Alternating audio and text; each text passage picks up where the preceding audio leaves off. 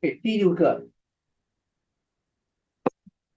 问题就是为什么有些人会聪明漂亮？那么在北传很多时候讲聪明漂亮，是因为他过去有供花啦，有供灯啊，你们这些没有？供花啦，供灯。那么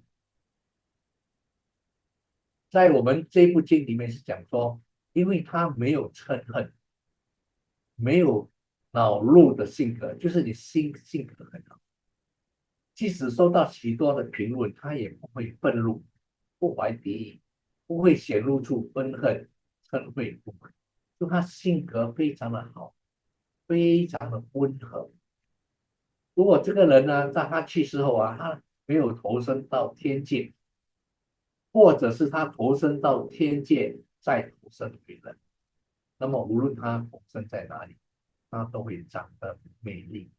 所以美丽跟你过去的性格，在某一世的性格有关系，因为那一世的性格，在这一世投生的时候啊，产生了。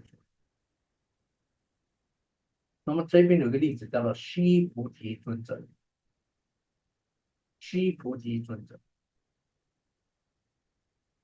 那么须菩提尊者呢，他在圣莲花国的时候呢，他出生在一个富有家庭，那么成为一个修行者一世，他成就了八定跟五种神通。也就是修行到了一定的位置。那么有一次呢，佛陀跟诸阿罗汉呢坐在花座上进入灭尽定7天。那么在这7天里面呢，他呢跟他的一些在一起修行的隐士呢，在这7天里面就是一直站着在莲花圣佛的这个圣莲花佛的后面，然后撑着一只华伞、华盖来遮护这个佛陀。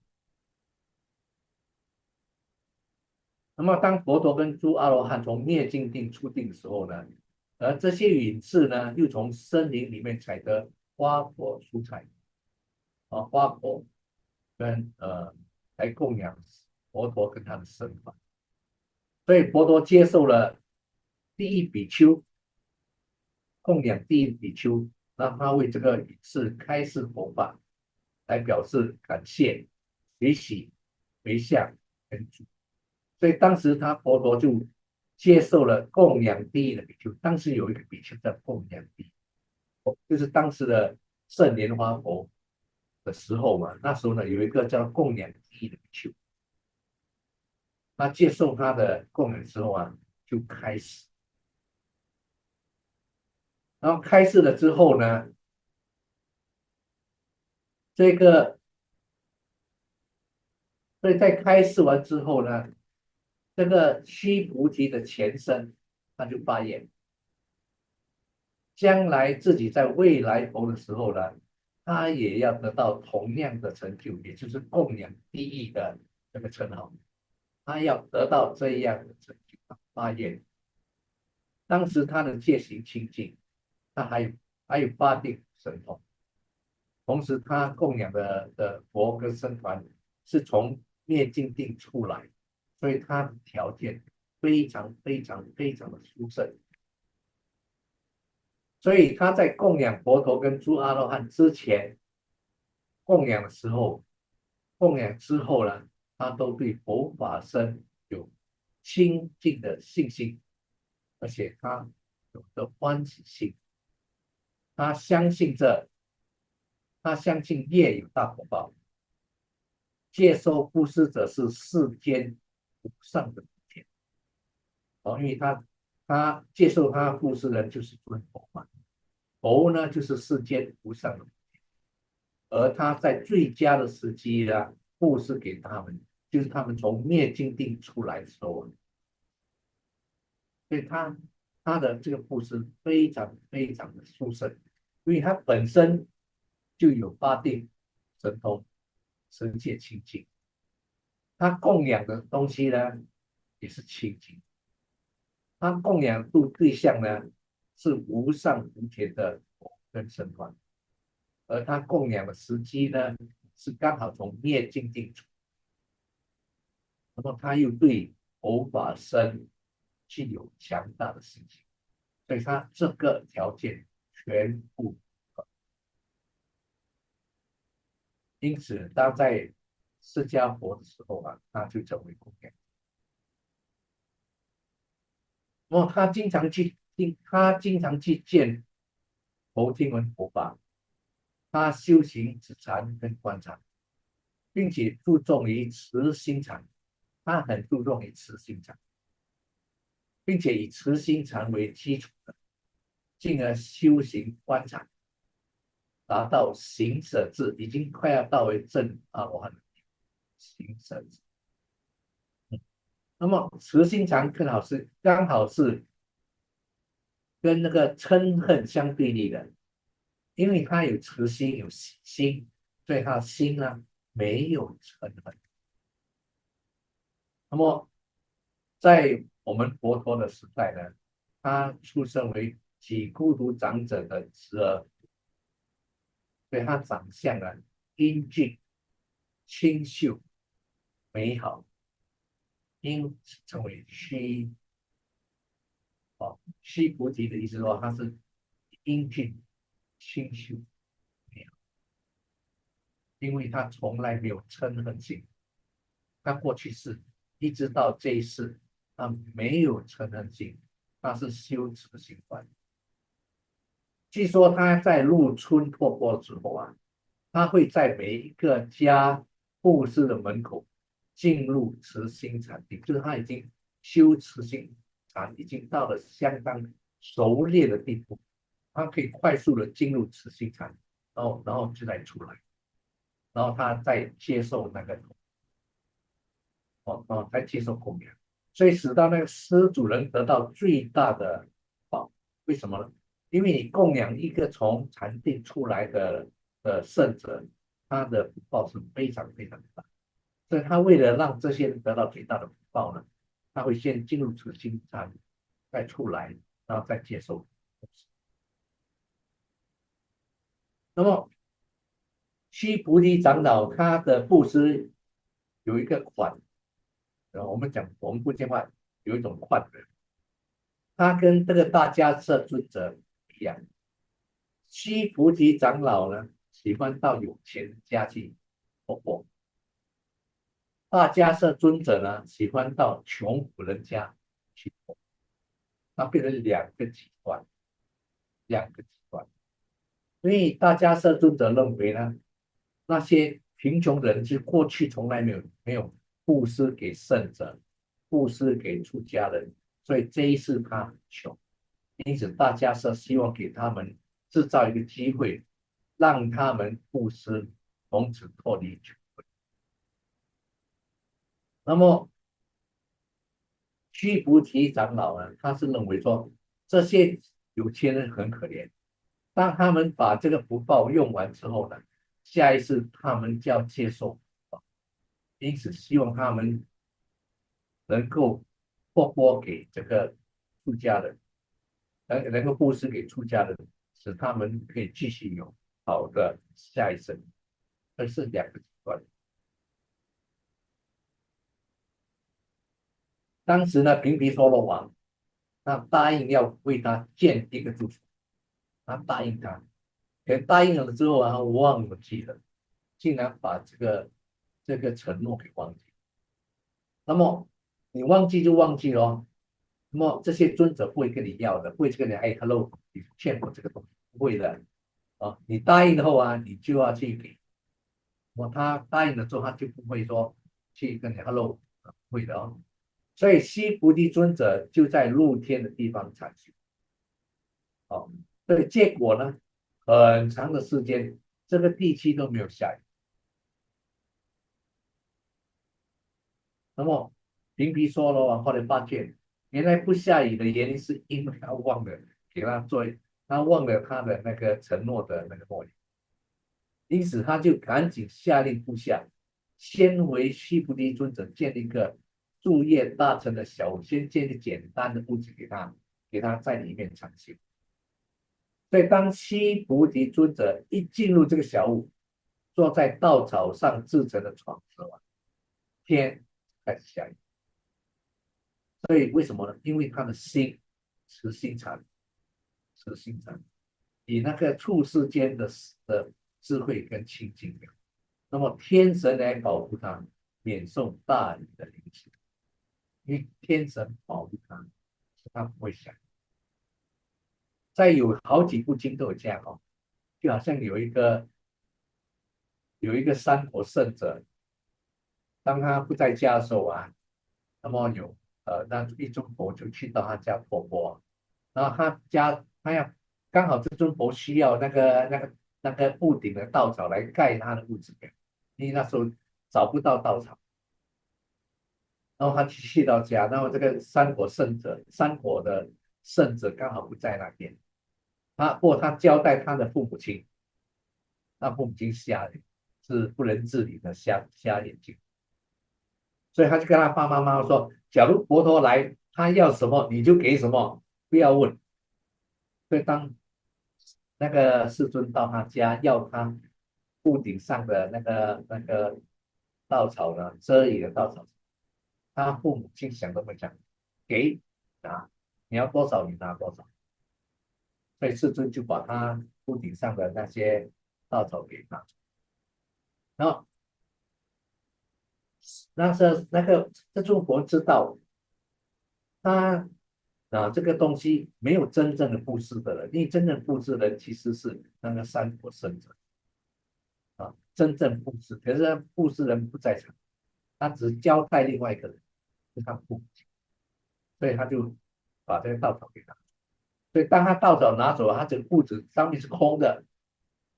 所以当这个三果圣者回来知道说，满心高兴，所以他就要开始为他的那个屋顶慢慢的去收集稻草，晒干稻草来做那屋顶。所以在这个屋顶空的那段时间，天不下雨，天不下雨，一直到他的屋顶做完之后啊，天才开始下雨，提供一部经。OK，第七个问题是，为什么有些人没有影响力呢？那么世尊是说，因为这些人经常心怀妒忌，如果你心怀妒忌，你下一次可能就没人听，讲话没人听，对别人获得了供养、名誉、重视、尊敬，感到妒忌、愤慨、满怀的嫉妒。所以这个人死后啊，如果没有投身在界的话，或者是投身界后再投身回来，那么无论他投身在哪里，他都没有影响。OK，这边有两个例子，一个是这个占卜拉，另外一个是这个卢萨卡，卢萨卡蒂萨。这个卢萨卡蒂萨是故事相当经常听到啊。OK，我们先讲占卜卡 Tera 占卜萨 Tera。所以占卜卡 Tera 他在迦摄佛的时候呢，他是一位主讲。所以正果的人呢，没有这么容易，都是多生多世的修行，多生多世的累积。所以这一生，如果你没有出家，至少你要先学会。所以在迦摄佛的时候，他是一个比丘，因为他妒忌另外一个阿罗汉比丘，因为他不知道他是阿罗汉，他不知道他是阿罗汉，他以为他是另外一个比丘，因为当时他一个人的时候啊，有一个大财主经常布施给他，可是当这位阿罗汉比丘来的时候，没有，那么这个大财主看他德行很好，就非常非常盛情的供养这个阿罗汉比丘，而造成这个加布卡非常的妒忌。我没有来之前啊，我这里是这边的土霸王，他们都是这样给我殊胜的供养。可是当你来了之后呢，我好像还是没有，他们更加尊敬，因此他非常非常。可是他不知道他是，所以他就对这个阿罗汉比丘骂，他讲你最好去吃污秽之物，不要吃这家施主的食骂，你最好用散椰梳子啊，撕掉你的头发，不要让他的理发师跟你提，不要接受他的，你最好用那种椰克梳子啊，因为那种椰克梳很粘连的，一粘啊，它就连着头发，把它撕掉。然后你最好是裸体，不要穿它供养你的袈裟，你最好躺卧在地上，不要躺在他供养的床上。所以他非常的妒忌，就说出了这不应该说的事情。那么这位比丘阿罗汉，他知道他在想什么，所以他对他们这些阿罗汉，我们的这些圣者啊，真的都是很慈悲的。他知道，他不愿意让他继续留在这里，因为他如果继续留在这里，这个加布卡就会不停的制造他的恶业，他的恶业就会越来越重。因此呢，他第二天就哦，所以当他讲完这个加布卡讲完这句后啊，这个阿罗汉比丘就离开了后啊，这个加布卡就感觉到不对劲啊，这样说他知道我在想，他也感觉到好像有些东西不对了，所以他有点感到懊悔，感到懊悔。可是东西话已经说出，没有办法回转。所以为什么我们的佛教啊，我们这一部经典，我们这一部的经典里面就讲到说，我们每一个人在出生的时候呢，我们的口就含有一把刀，所以你要守护你的口，不要让这把刀啊飙出去伤到外面的人，尤其是伤到那些有修行者。由于这个不善业，加布卡修行了2万年，因为那时候寿命很长，却没有任何的报应。他造成这个恶业太重，因为他去诽谤一个阿罗汉，所以他死后呢投身到阿弥陀。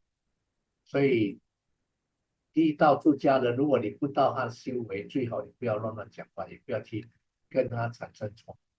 如果你觉得你跟他没有缘，离开如果他穿袈裟的话，你离开，不要跟他正面去冲。哎呀，来，由于他在迦舍佛的时候累积的善业，所以他出生在王舍城的一家富有的家。那么由于上面的不善业呢，所以呢，从婴儿的时候呢，因为他在有钱的家嘞，可是一出生开始，他只会捡吃大便，而且不要穿衣服，只睡在地上。那么长大之后呢，他又跟着邪命的外道出家修行，所以他的邪命外道就叫他用那个散爷的梳子将他的头发拔光，不是理头发，是拔光，要忍受那种痛。所以他诅咒的东西全部反映在他身上，睡在裸体，没有穿身体，穿的睡在地上，拔光头发，吃大便。所以当裸体外道啊知道他吃大便的时候，其实裸体外道也不吃大便，他们只是裸体，他们觉得吃大便太过头了，因此把他赶了出去。所以他就以裸体外道之机修行各种。那么他假装用草叶尖，他的草叶尖端呢沾一点奶油跟蜂蜜，放在舌头上，就一点点的一点点奶油蜂蜜，而不接受任何的。那么其实呢，他在晚上呢是偷偷的在吃大便，可是因为他表象在外面给人感觉到他不用吃东西嘞，他在修行不用吃东西可以这样活下去的，所以很多无知的人以为他就是圣者，就来不停去朝拜他、供养他，使他的生命也多释放，也让他产生一种错觉，以为他是阿罗汉。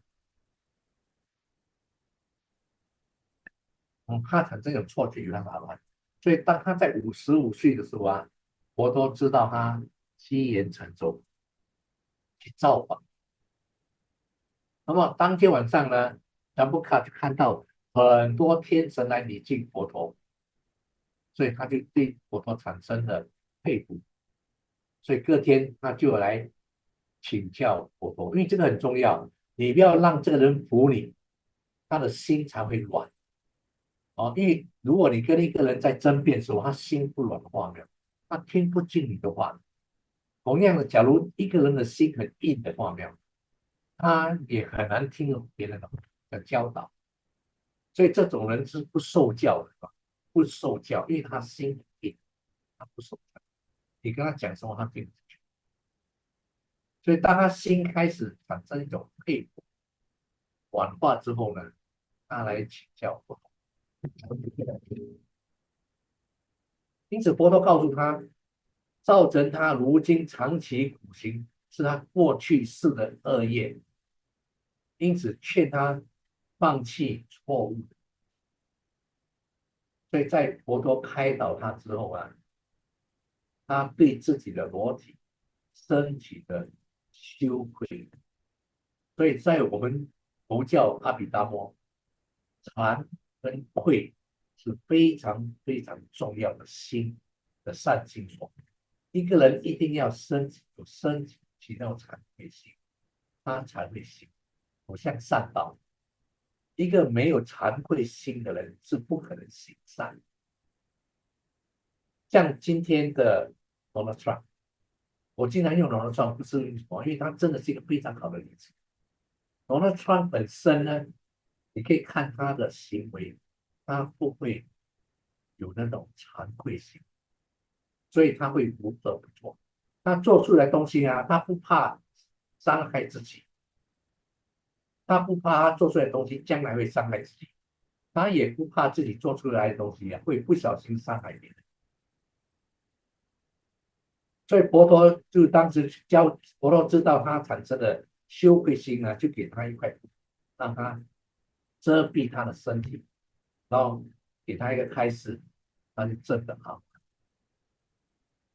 所以你可以想象，因为他的那个过去世的嗔心对阿罗汉发出的那种世纪的诅咒，造成他多生多世的那种受苦，一直到遇到这个我们的佛陀，才证悟成为这个阿罗汉。另外一个是卢萨卡，卢萨卡第三的这个故事是很多人经常听过的很多听过。我们来先看他的这个一个短视频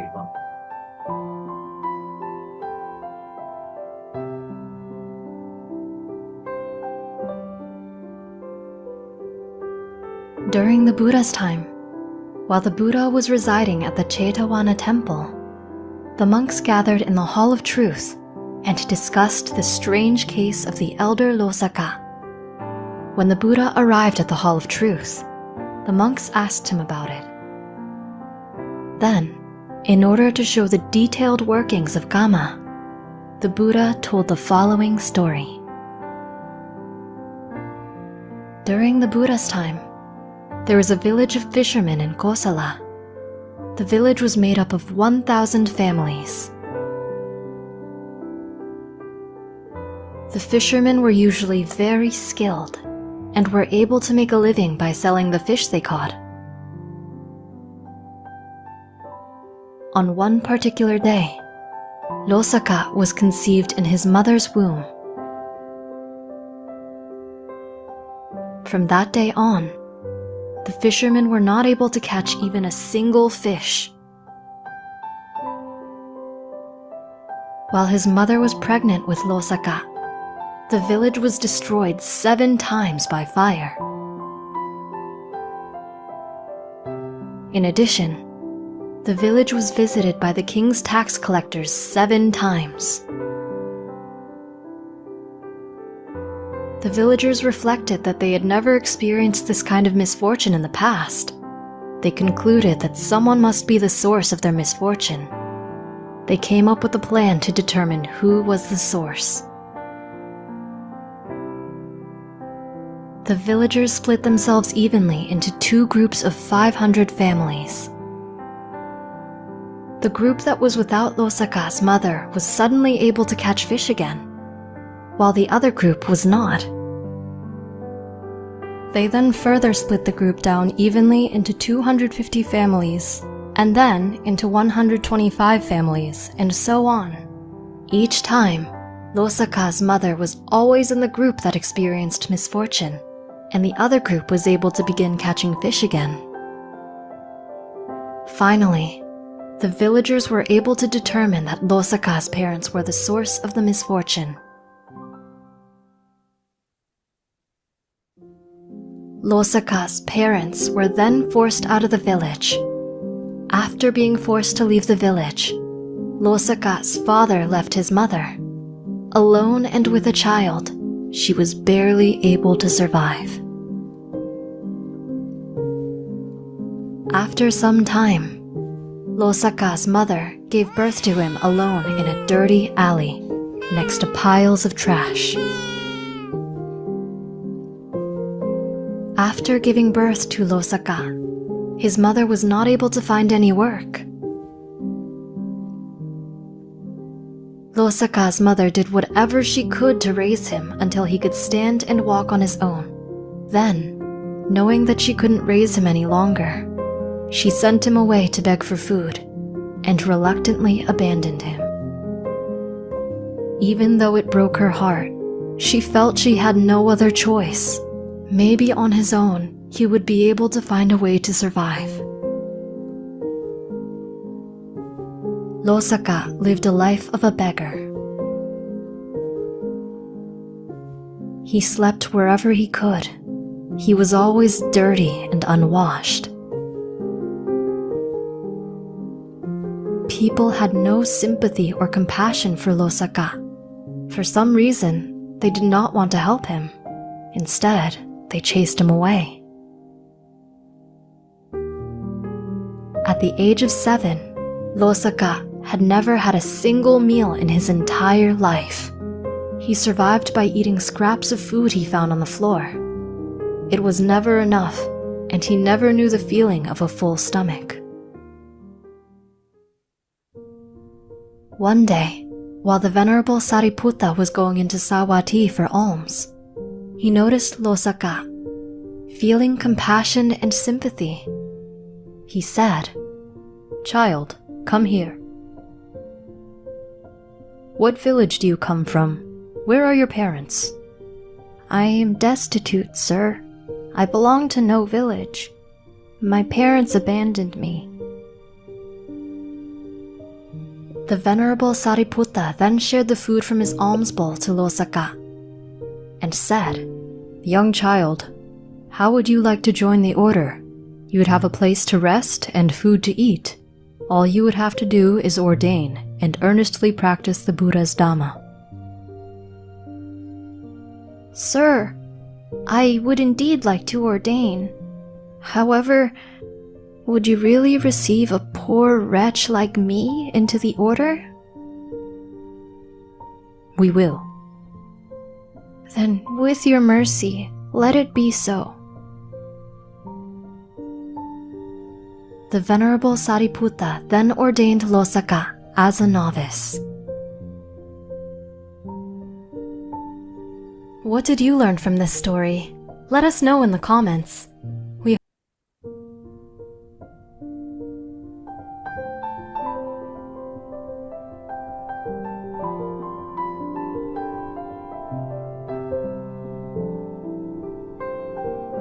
As a monk, the Venerable Losaka went on alms rounds every day.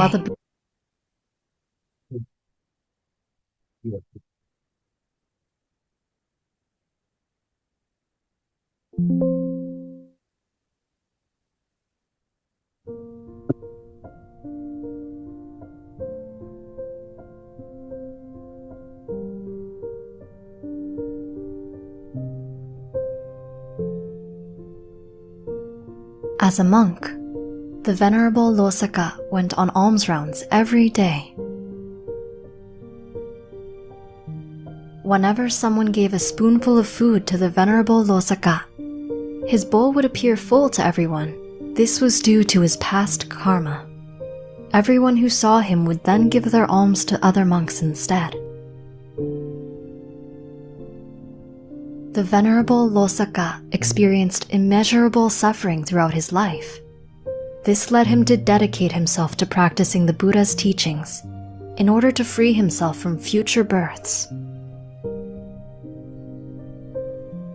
The Venerable Losaka contemplated on the inherent suffering of life. He saw that all things started and ended with suffering. Through his realization of the truth of life, he released all attachments. He attained full enlightenment as an Arahant, never to be reborn again. Even as an Arahant, the Venerable Losaka still had to pay for his past karma. He never received enough food for a full meal.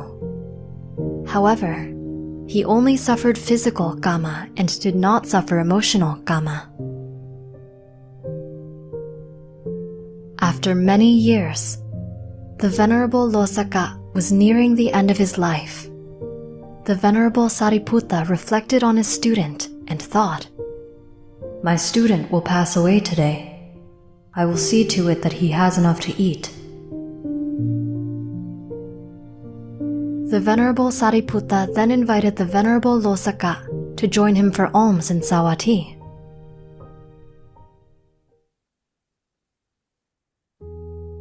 As popular and well-loved as the Venerable Sariputta was to the people of Sawati, when he was standing next to the Venerable Losaka, he was not able to collect even a bowlful from the lay people.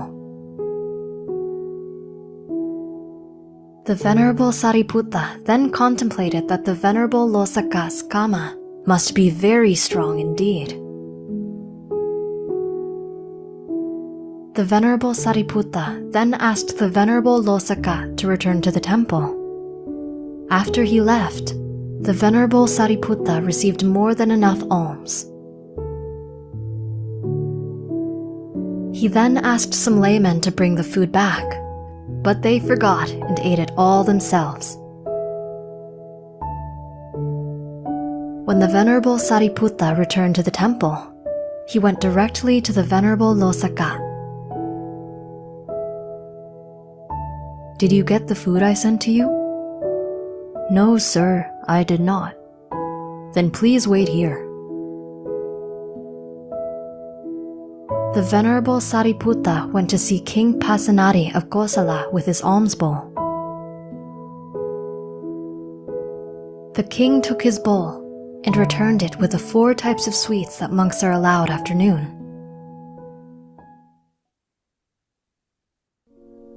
When he returned to the temple, the Venerable Sariputta called the Venerable Losaka to him.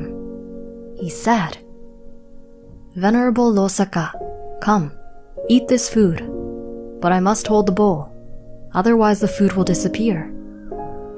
"Sir, my preceptor, you've been beyond merciful to me.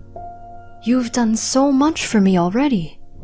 I would not wish to burden you any further." "Losaka, do not say that. Come, eat this food. I am happy to help one who has practiced as diligently and properly as you." "Venerable sir, I will do as you wish." With deep appreciation, the Venerable Losaka ate the food directly out of the Venerable Sariputta's bowl. For the first time in his life, the Venerable Losaka knew what it felt like for his stomach to be full. The Venerable Sariputta made sure that the Venerable Losaka ate as much as he wanted to. Later on, that very same day, the Venerable Losaka passed away. The Lord Buddha himself oversaw the funeral. After the funeral, the Arahant relics of the Venerable Losaka were collected out of the ashes and stored in a shrine. What did you learn from this story? Let us know in the comments.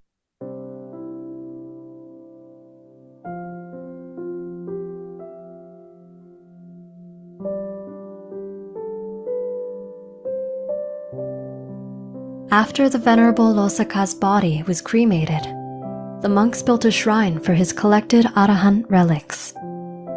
After the funeral, they gathered in the Hall of Truth. They wondered, "Brothers, Losaka was very unlucky and lived an unfortunate life. Little was ever given to him. How was a person such as this able to become an Arahant?" After the Buddha entered the hall and found out what they were discussing, he said, "Monks, Losaka's misfortune was a result of his own past actions. In the past, he sought to prevent others from receiving. Thus, he in turn received little for many lives. But, owing to his contemplations on sorrow, impermanence, and lack of control, he earned arahantship." And upon the request of the monks, the Buddha told this story of the past.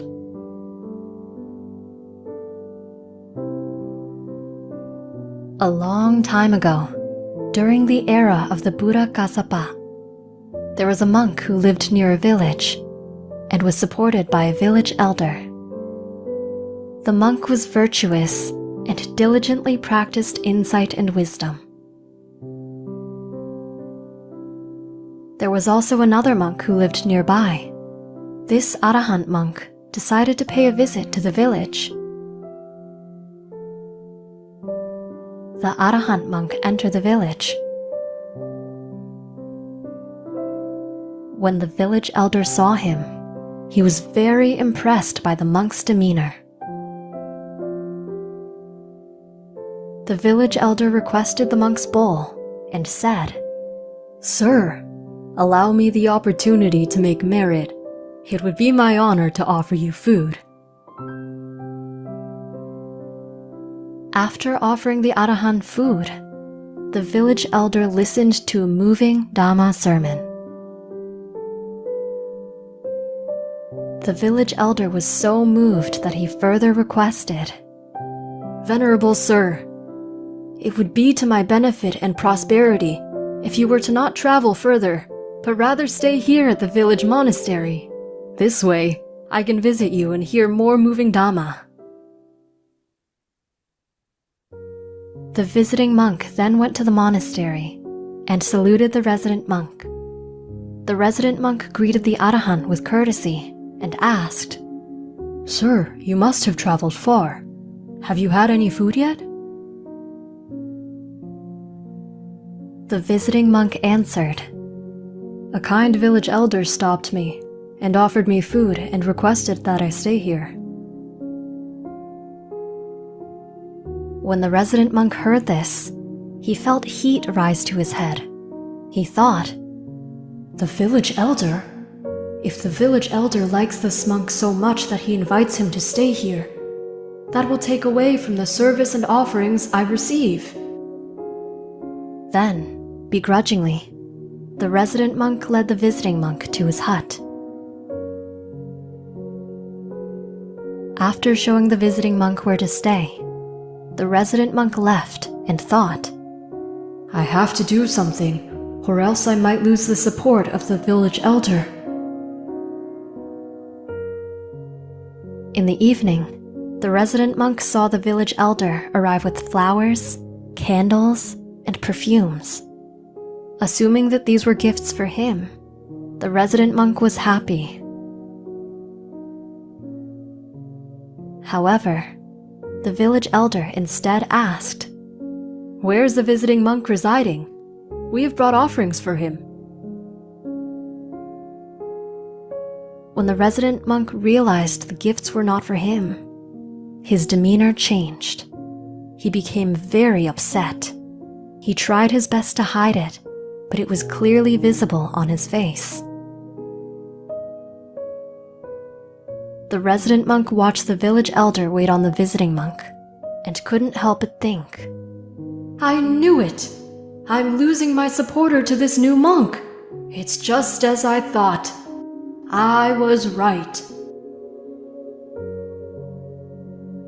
As the village elder was leaving, he invited both the resident monk and the visiting monk to come to his house the next day for their meals.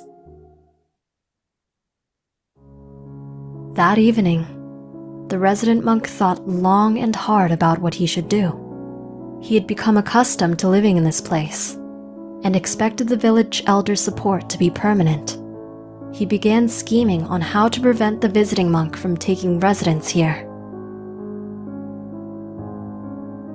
Later, the visiting monk came to pay his respects to the resident monk. The resident monk did not utter a word, and a strong negative energy resonated from him. The visiting monk read his thoughts. "The monk worries that I will stand in his light and take away his support. He does not know that I do not wish for these things."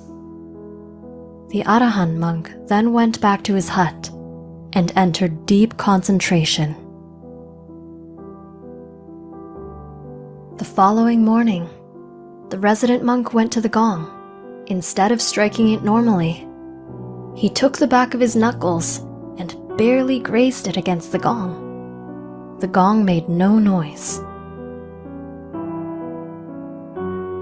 Then, in order to complete his evil plan, he went to the door of the visiting monk's hut. He walked as quietly as he possibly could, and then used the tip of his nail to gently tap on the door. After only one tap, he left. Once again, walking as quietly as he could, he felt an unwholesome happiness arise in him, thinking that he was being successful in enacting his evil plan. What did you learn from this story? Let us know in the comments.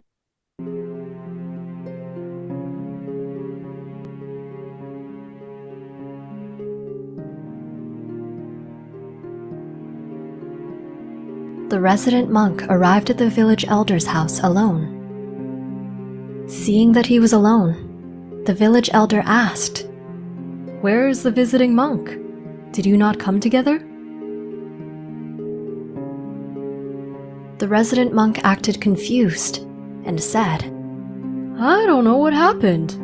I hit the gong to wake him up and even knocked on his door to call him. Yet he didn't respond or come out of his hut. I can only assume the good foods you offered him did not suit him and caused problems in his stomach. He is probably still in bed." After offering a meal to the resident monk, the village elder gave him a meal to take back to the visiting monk, who he understood to be sick.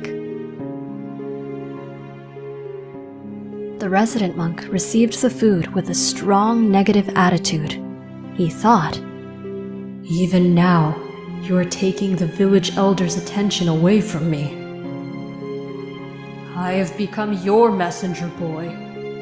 If this monk gets a taste of this good food, it will be impossible for me to get rid of him. With him here, I will have to share the village elder's support with him, or worse yet, I will lose his support. This is unacceptable. I must find a way to dispose of this food without being caught. If I throw it out, it might be found. If I throw it in the water, it might float and be found. If I give it away to a human, it will be known. If I throw it on the ground, the crows will scatter it and it will be known." He spent all his contemplative energy on trying to figure out how to get what he wanted. On the way back, the resident monk saw a burn pile in a field. He scraped out the embers and placed the food into the hole. He then covered up the hole and filled the top with embers and went home.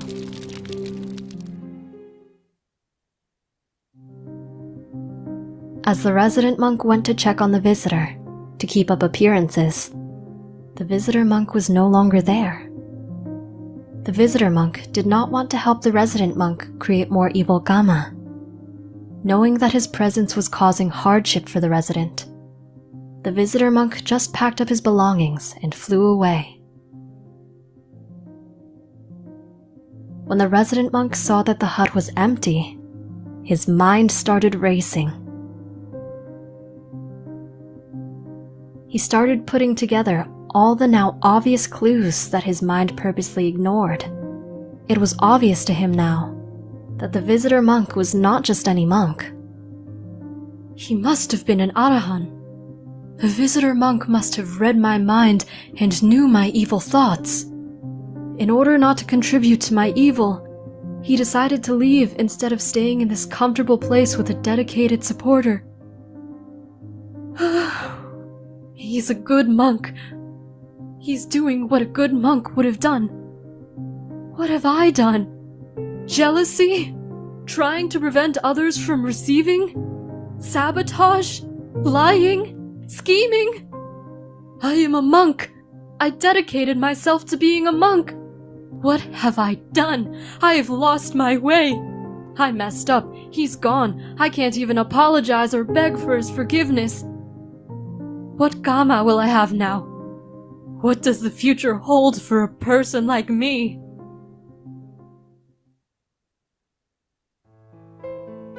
Not too long after that, a skin affliction befell him. His body was covered with sores. He became like a living ghost. He stopped eating. He only obsessed over his evil actions and drowned in his guilt. After he died, he was reborn in Niraya, hell, and he was tormented for hundreds of thousands of years. He was always hungry and suffering, never being able to eat enough food. His mouth was the size of a needle, and he had a large body. His large body demanded food, but the hole in his mouth was too small to satiate him. After that, for 500 rebirths, he was reborn as an ogre and never had enough to eat. In all these rebirths, there is only one day in which he was able to eat a surplus of offal, decomposing animal flesh. For the next 500 rebirths, he was reborn as a dog, and here too, he never had enough food to eat. There was only one day in which he had his fill, of vomited up rice. After these dog births, his karma led him to be reborn into a beggar family in the Kasi village. From the hour of his birth, his family became even more poor, and he never had enough to eat. He was called Mita Wintaka. His family struggled and they blamed him. Finally, unable to endure the pangs, they beat him and drove him away, saying, "Begone, you cursed boy, begone!"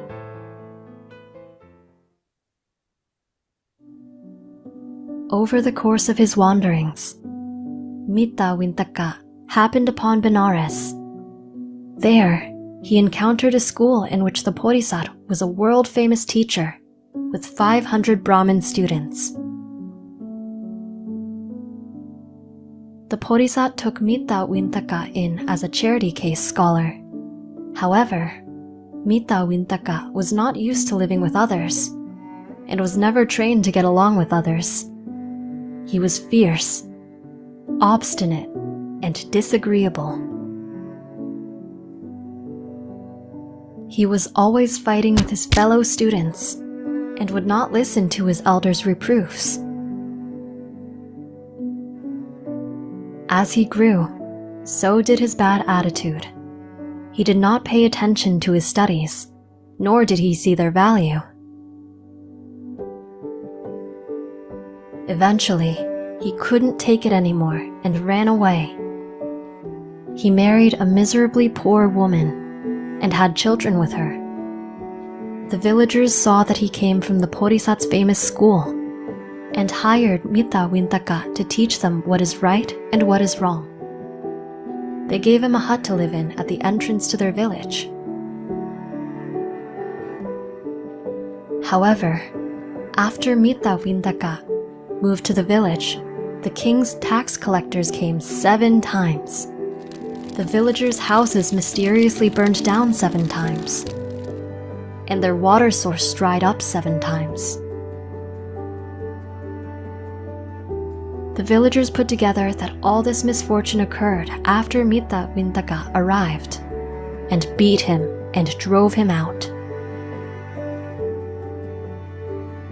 Mita Wintaka left and entered the forest with his family. There, a vicious demon killed and ate his wife and children. What did you learn from this story?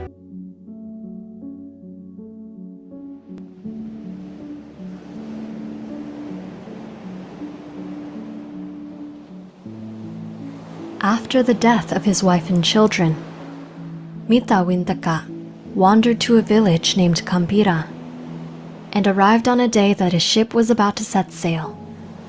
He was hired as a crew member and immediately left with the ship.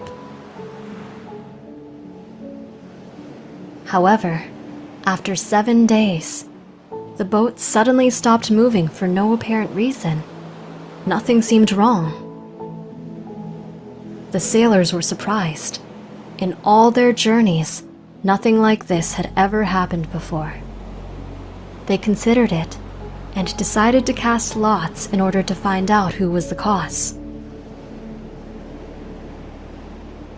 They cast lots 7 times to be certain, and each time it fell on Mita Wintaka. They gave him a raft of bamboo and cast him overboard. Mita Wintaka floated on the waves. Since he upheld the precepts in the time of the Buddha Kassapa, he found a strange formation poking out of the water. Once he got closer, he could see it led deep underwater, and he became curious. He was drawn in by the beauty he saw and decided to swim down to explore.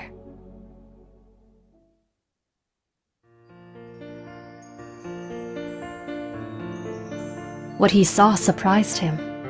He found a palace of crystal deep underwater.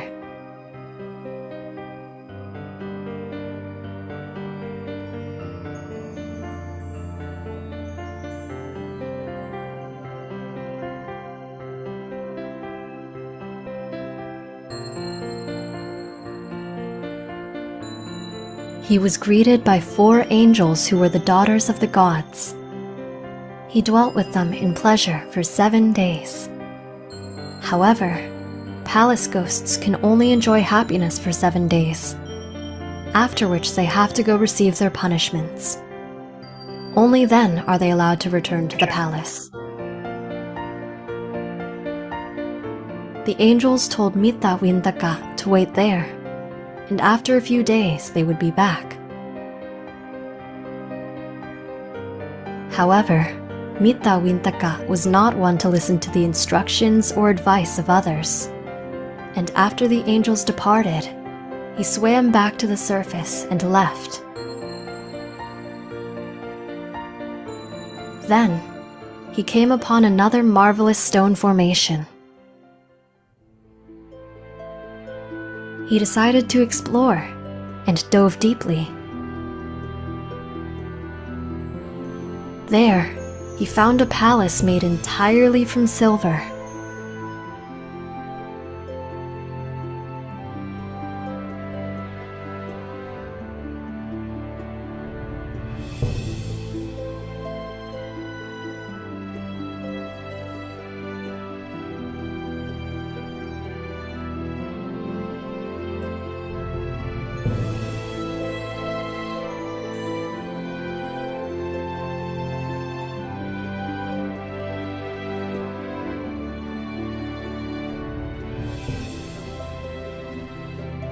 There, he was greeted by 8 angels who were the daughters of the gods.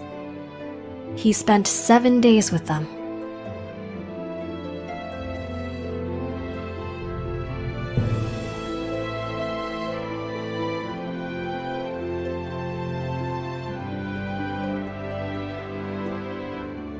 On the 7th day, they asked him to wait for them while they served their penance. However, Mita Wintaka, true to form, left as soon as they were gone. Then, he came upon another strange formation.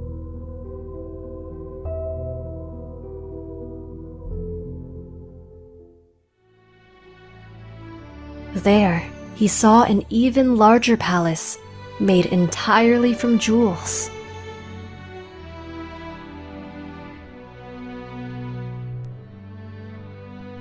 It was truly magnificent.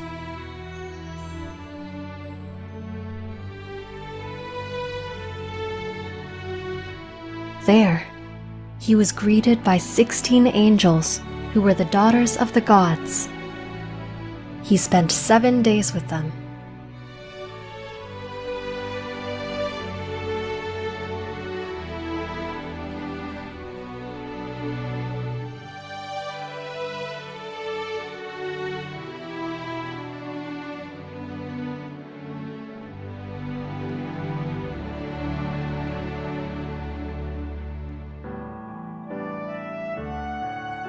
Once again, he was asked to wait. And once again, Mita Wintaka decided to leave. And then he came upon another strange sight.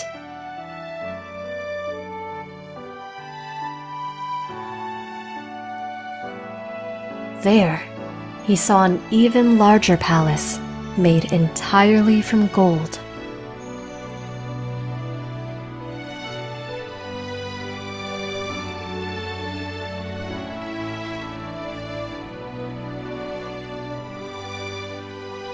Nothing that he had ever seen in his life could compare.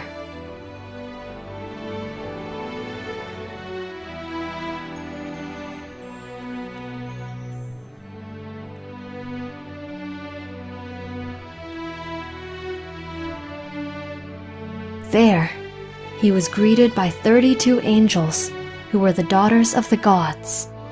He spent 7 days with them.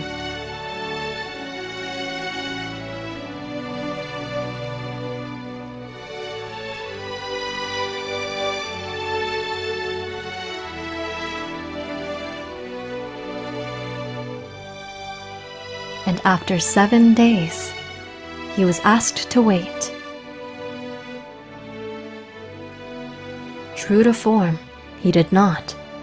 He continued until he got to shore.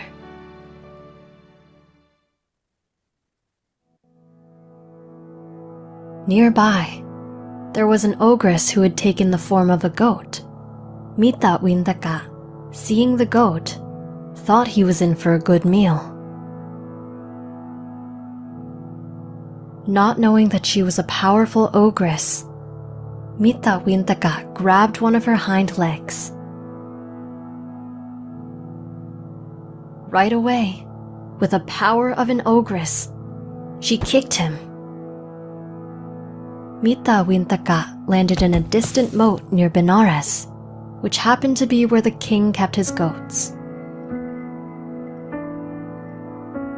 Seeing all the goats, Mita Wintaka figured they all must be powerful like the last goat he encountered. He wanted to be kicked back to where he was before. Little did he know that many thieves had recently tried to steal the king's goats, and the goat herds were on alert. Once he grabbed the first goat and it bleated, the goat herds came chasing him, thinking that he was the thief that they had been looking for. They caught him, beat him, and hauled him away to the king. It just so happened that at that time, The Bodhisattva was with 500 Brahmins and was in the area. The Bodhisattva heard the commotion and asked, "My good men, why do you have this pitiful man, an old pupil of mine, strung up and seized?" "My lord, your pupil was caught red-handed, trying to steal one of the king's goats." "My good men, would you be content if you gave him to me to be my slave? This can be his punishment." The goatherds, out of respect for the Bodhisattva, agreed. The Bodhisattva then asked Mita Wintaka how all this came to be. Mita Wintaka relayed the whole story. The Bodhisattva then said, "Those who are stubborn and do not listen to others, such as friends who give kind advice, shall come to harm, like Mita Wintaka." In that life, the Bodhisattva and Mita Wintaka eventually passed away and followed the Gama they had created. At the end of the story of the past, the Buddha concluded the Jataka by saying, "The elder Losaka was the Mita Wintaka of those days, and I was the teacher." What did you learn from this story? 对啊，有没有问题？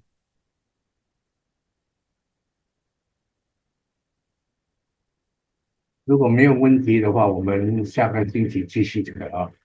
你还有些东西要讲？哦，没有问题的话，我们就做一个回想。对啊，在佛法分享时，对内容诠释上有任何的失误、曲解，敬请见谅指正。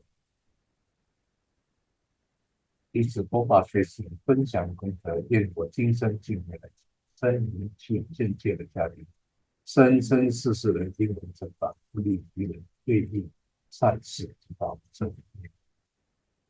愿这功德的力量帮助我们继续进化，断除一切的容一切的障，成为我及正涅槃的助缘。并愿以此功德为向给父母师长事业内的无法省之切与进步。对，我们到此为止啊，我们下个业见。